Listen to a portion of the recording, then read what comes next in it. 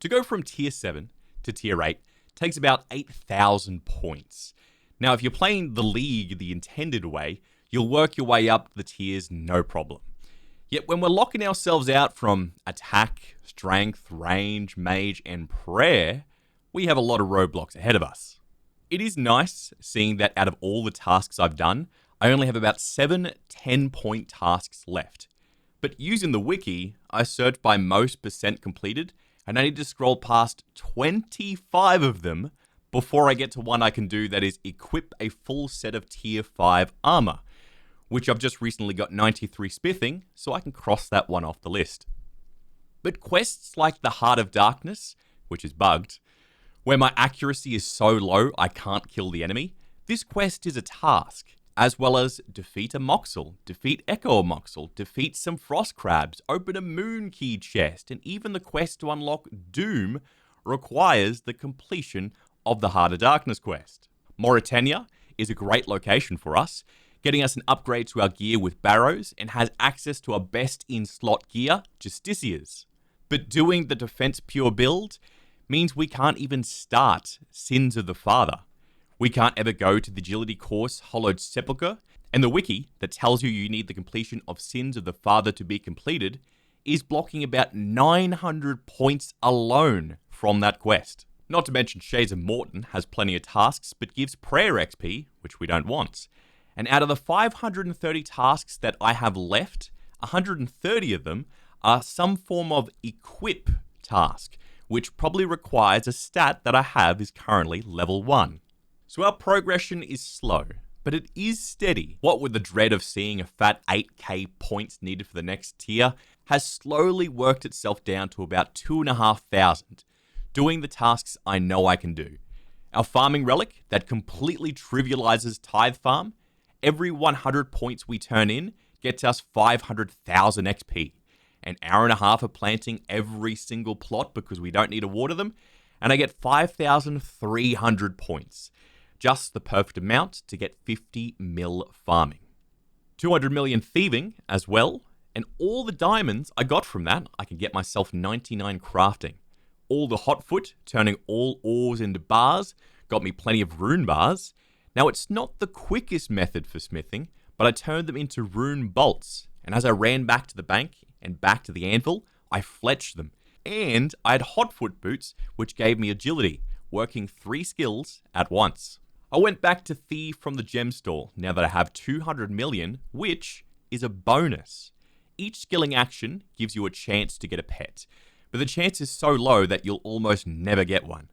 That chance goes up to 15 times when you reach 200 mil, and after 10 minutes, Rocky decided to join me. I grabbed a red berry from my bank and turned him into a little red panda. Turned in some books at the Arceus Library, 1, 10, and 50 books. I recommend using the plugin as it trivializes this whole minigame. A couple of runs at Wintertodt.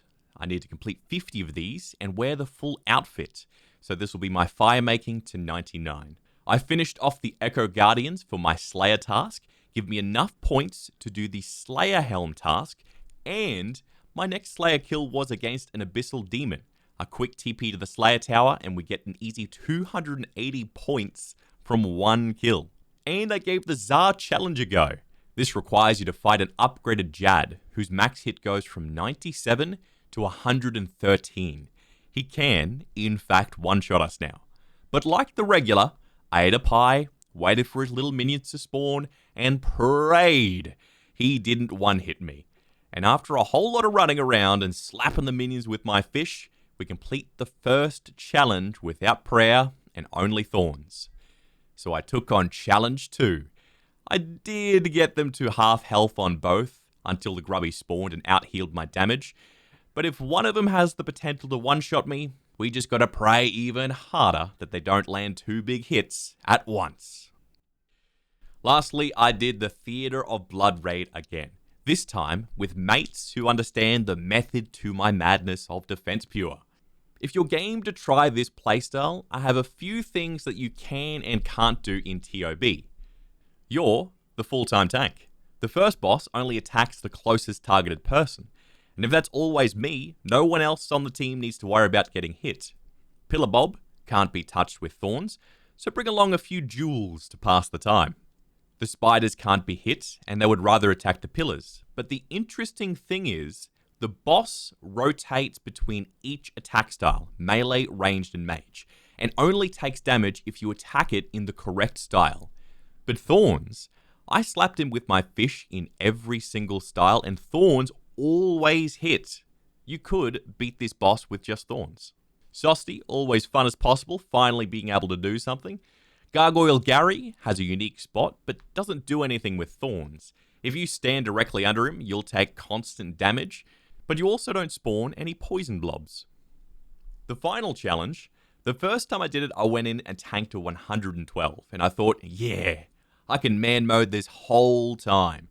Turns out you can also max hit 121, my entire health bar. So to be useful in the final fight, I stand back, behind the back pillar, and wait till the next few phases. From then, you're meant to dodge its attacks. Nope, just stand still and take it until the end of the fight. And our team managed to get a purple doing norms and a Vernic defender, an easy 200 points for Radzi. Now it's getting the last few points to push us over to tier 8, where the Heart of Darkness quest will be the first on my list.